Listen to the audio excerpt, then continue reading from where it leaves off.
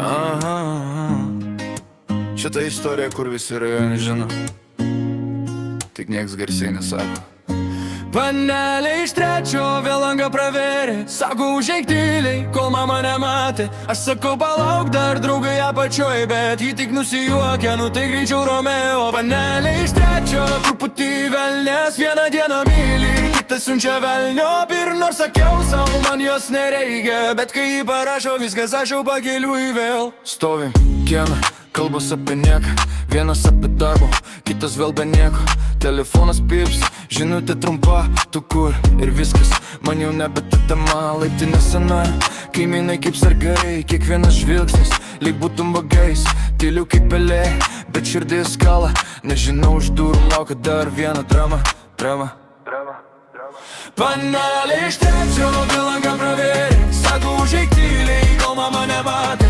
Aš sakau palauk dar draugai apačioj, bet ji tik nusijuokia, nu tai greičiau Romeo. Panelė iš trečio truputį velnės, vieną dieną malai, kitą siunčia velniop. Ir nors sakiau savo, man jos nereikia, bet kai jį parašo viskas, aš jau pakeliui vėl.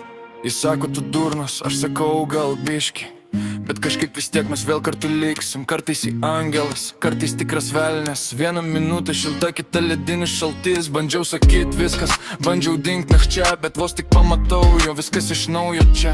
Draugai juokėsi, vėl pas jo eini, nu jo ką padarysi, tokie jau tie reikalai seni. Ir gal rytoj vėl mane pasiūs toli, pasakys užknisa ir užtrenks duris.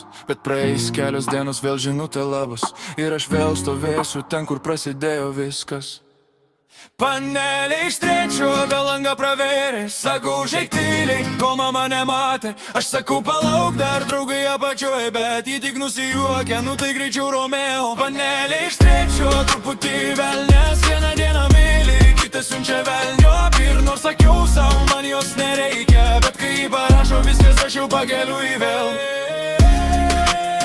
Rajonas miega, langai užsidaro,